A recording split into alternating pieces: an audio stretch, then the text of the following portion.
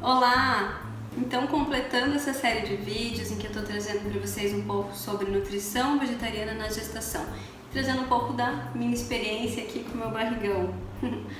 Bom, gente, eu falei para vocês que eu iria abrir como estavam os meus exames para vocês e trazer um pouco de suplementação. Eu acompanho bastante gestantes no consultório, gestantes vegetarianas e veganas, e digo para vocês com toda a seriedade que é muito tranquilo a gente ter uma gestação, então, com esse estilo de vida, com uma alimentação baseada em vegetais, né, de forma muito segura e saudável. Inclusive ajudando na prevenção, por exemplo, do desenvolvimento de um diabetes gestacional, de uma hipertensão na gestação, né, de uma pré-eclâmpsia, por exemplo, além de probleminhas até mais tranquilos, mas como eu comentei no vídeo anterior sobre enjoo, náusea na gestação, que podem levar até uma perda de peso indesejada, né? Para quem já inicia a gestação com peso adequado, né? Nunca é interessante não estar conseguindo se alimentar. Sobre isso eu já comentei no vídeo anterior. Mas olha só, na gestação vegetariana e vegana a gente precisa fazer alguma suplementação diferente? Mais ou menos, tá, gente? Na verdade, a gente deve tratar da mesma forma, tá? Então, uma gestação vegetariana, em termos de exames e suplementação, ela é extremamente igual a uma outra gestação de uma pessoa, de uma mulher onívora, tá? O que a gente deve prestar mais atenção na vegetariana é em relação à vitamina B12, tá? Porque a B12, ela se dá nos alimentos de origem animal, e pode ser que a gestante já inicie uma gestação com níveis de B12 baixos, o que não é o ideal, tá? Não é o ideal nem para vegetarianos e nem para não vegetarianos. A função da B12 é a mesma, certo? E ela ajuda sim a prevenir defeitos no tubo neural, ela é super importante para toda a formação neurológica do bebê também, tá? Então o ideal é que todas as mulheres que pretendem engravidar cuidem tanto do ácido fólico quanto da vitamina B12, certo? Então fica a dica, já pensar não só em suplementação de ácido fólico antes de engravidar, principalmente para quem está a longo período tentando engravidar, certo? O ácido fólico, geralmente as gestantes e mulheres tentantes, né, vegetarianas têm níveis super bons, porque o ácido fólico está nas verduras, nos folhosos, nas leguminosas, e a gente consome bastante desses alimentos quando a gente tem uma alimentação saudável, certo? Então acabaria que a nossa preocupação principal deveria ser até a B12, para quem tem uma alimentação baseada em vegetais, certo?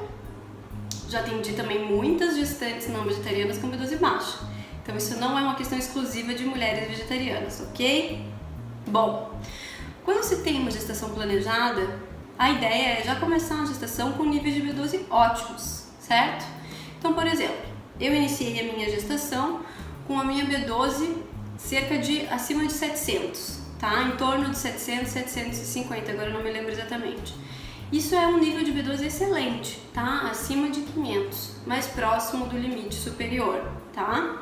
É natural na gestação que os nossos exames eles diminuam, é difícil eles aumentarem durante a gestação, não só de B12, de tudo, mesmo a gente fazendo suplementação, a não ser que a gente esteja com deficiência, aí a gente precisa aumentar e corrigir, tá?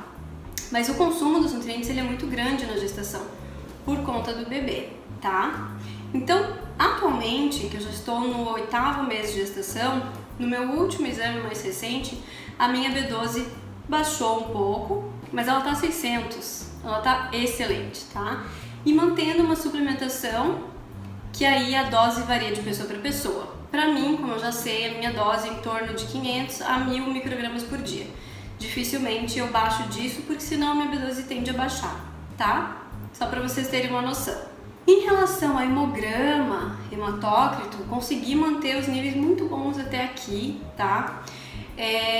Inclusive, no meu último exame, que seria esperado nesse período da gestação, um hematócrito mais baixo, próximo realmente do mínimo, o meu hematócrito está dando entre 38 e 40 nos meus últimos exames, o que é excelente, tá? Então isso mostra que tanto níveis de ferro quanto de B12, de ácido fólico, estão muito bons, tá? Existem outros marcadores, mas eu estou aqui falando uma geral para vocês. Exame de cálcio, ok. Magnésio, ok. Proteínas totais e frações, ok. Porque vocês sabem que isso é muito mais um tabu, um mito dentro da saúde do que outra coisa, tá? E em relação ao zinco, que a gente considera um nutriente-chave, que a gente realmente deve prestar atenção, né? Na alimentação vegetariana, e geralmente baixa bastante na gestação também. No meu último exame, meu zinco foi lá em cima, então ele até aumentou na gestação, ele está em 100, tá? Pensando então que as fontes o valor de referência vai geralmente de 60 a 120 ou 70 a 120, tá? E o meu exame deu 100, só para vocês terem uma noção, tá realmente muito bom, fiquei super feliz com esse resultado, tá? Então, gente, isso é fruto de, claro, organizar uma alimentação de forma tranquila. Eu também trabalho, eu tenho uma vida corrida, geralmente levo até a marmita para almoçar, ou tento almoçar em casa, para saber realmente como é preparada a minha alimentação, tá? Então, bastante salada, higienizada em casa da forma correta, verdes escuros, cereais integrais, as leguminosas diariamente ou até 2 vezes ao dia, sempre associada com vitamina C, que ajuda a aumentar a absorção do ferro, tá? E é importante também pensar, claro, no equilíbrio das frutas, das oleaginosas dos lanches, mas não é complicado. Então, ter uma alimentação saudável é a base para mostrar então esse resultado desses exames para vocês. Eu uso suplementação? Uso sim, tá? E é difícil na gestação a gente não utilizar, independente se é vegetariana ou não. Então eu utilizo a suplementação de vitamina B12 na forma de metilcobalamina, né? Eu prefiro sublingual, pode ser gotas, pode ser pastilhas.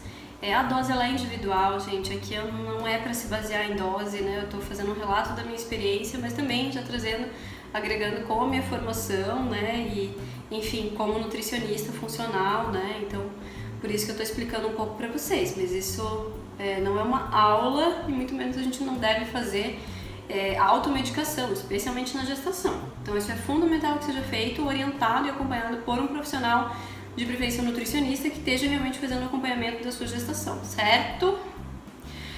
Então, além da vitamina B12, eu utilizo um complexo que vai vitaminas e minerais em doses que não são altas, né? Então, isso não iria suprir as minhas necessidades ou do bebê. Realmente, eu sempre reforço que o mais importante é cuidar da alimentação. Mais uma suplementação, de preferência mais natural, ela pode ajudar sim a evitar com que esses níveis caiam muito rápido, tá? Durante a gestação. Eu optei por utilizar esse suplemento aqui que eu trouxe, como eu iniciei a gestação nos Estados Unidos, eu trouxe de lá e continuo tomando, que é o Pré-Natal Multi da Garden of Life. A Garden of Life é uma marca que tem muitos produtos veganos, né? E ela é a base de ingredientes naturais mesmo, então a base de verduras, de frutas, de extratos de plantas para conseguir fazer esse suplemento. Então é bem interessante. E é importante então reforçar a questão do ômega 3, tá? O ômega 3 é um nutriente que, para quem não consome peixes, por exemplo, ou algas, que realmente algas são as fontes diretas, né, de ômega 3, devem ficar atentos a isso. E o ômega 3 ele é uma gordura essencial, ou seja, a gente não produz, então a gente precisa ingerir de alguma forma. E tem vários estudos mostrando os benefícios da suplementação ou do consumo de ômega 3 na gestação, especialmente no desenvolvimento neurológico do bebê, tá? Então a minha opção foi utilizar também o suplemento da Garden of Life, que é o próprio DHA, que já é a forma ativa do ômega 3, né? É esse aqui, importado.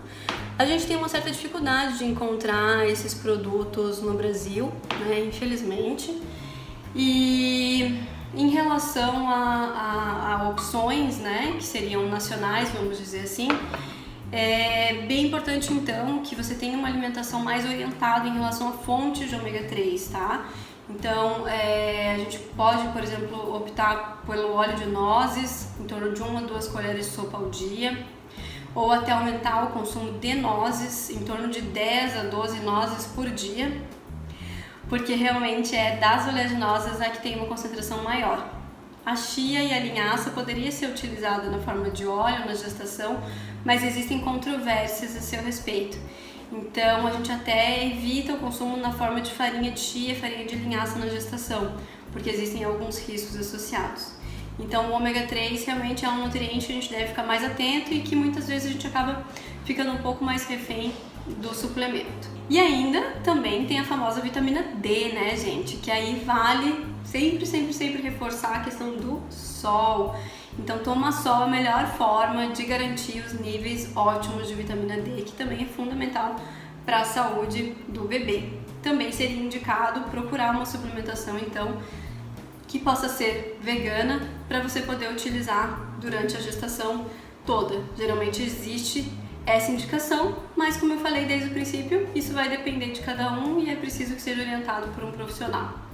Espero ter esclarecido as dúvidas de vocês e de novo deixo uma mensagem para quem é mamãe, para quem é vegetariana e é vegana e está planejando uma gestação ou quem está gestante como eu, não desiste da sua opção, de jeito nenhum. Ter uma gestação vegana e vegetariana é uma forma de mostrar o seu amor aos animais, ao planeta e também a você e ao seu bebê.